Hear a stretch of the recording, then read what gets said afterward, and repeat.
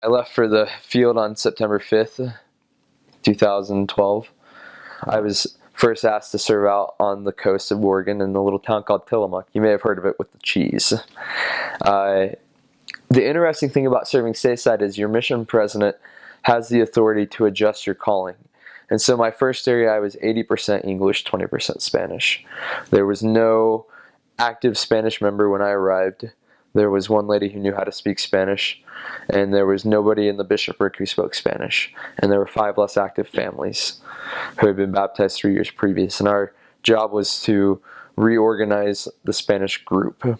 When you serve Spanish speaking, there are 3 types of places you serve. You either serve in a group, which is attached to an English ward. You serve in a branch, which is an entity in and of itself, but usually attached to an English ward, and the youth are involved with an English ward, or a Spanish ward, which is a Spanish ward. In the Oregon-Portland mission, there are 2 Spanish wards. In the Washington-Vancouver mission, there's 1 Spanish ward. There are 2 Spanish branches and 2 Spanish groups, and about 20 Spanish missionaries total, if you're serving Spanish speaking. But so we were serving in a small group, and it was very difficult to learn the language. My trainer was the only person I spoke Spanish to. We never really met anybody who was speaking Spanish very often. It was maybe 1 door a day. And that was a challenge. It was very difficult. I had to really rely on the gift of tongues. But thankfully, I was able to gain that gift. And through a lot of help with my companion, I was able to learn the language to speak it well enough that when I arrived to my following area in Gresham, Oregon, which was a Spanish group that had about 50 members, I was able to be fluent in the language within 2 weeks.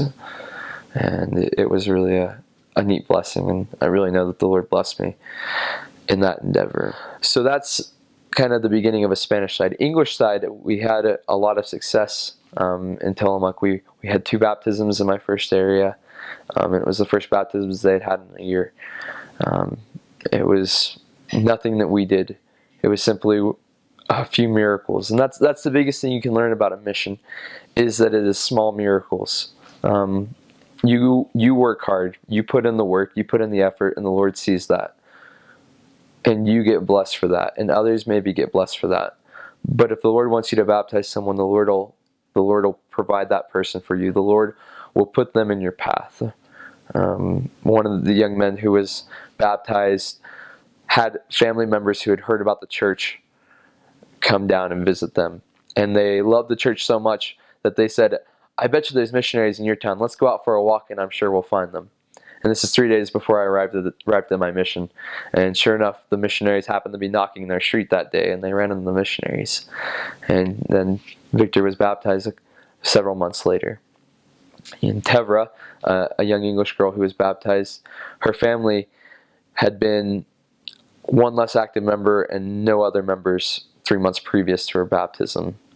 However, her dad had grown up in the church and had went extremely less active. And through persistent missionaries visiting and loving them, because love is the only way that really anybody progresses in the gospel, her dad became active again, and her mother was baptized, and then Tevra later was baptized. Tevra was a very special young girl. She had what's called small head syndrome. So though she was 23, she functioned at the level of an 8-year-old on a bad day and a 13-year-old on her best days. It was one of the sweetest experiences of my mission to teach someone who you could tell was so loved by Heavenly Father, whose accountability was so small, but whose love for the gospel was so great. And it was truly a blessing. So as I went to my Spanish area, I worked full-time Spanish. With my first companion, we were able to see 1 baptism of a young man. And then I trained a missionary the following transfer. And we were blessed with unusual blessings in that first transfer. We were able to baptize 4 people. We found them on March the 30th, and they were baptized on April 21st, 2013. And that was really unheard of, and they were an amazing family.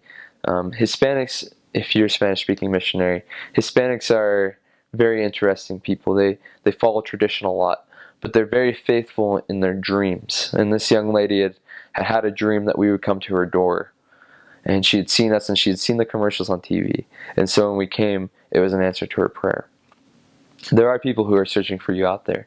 Sometimes you may not feel like there are people searching for you, but they are there. And that's really where your diligence and your faith comes in. Heavenly Father needs to know that He can trust you.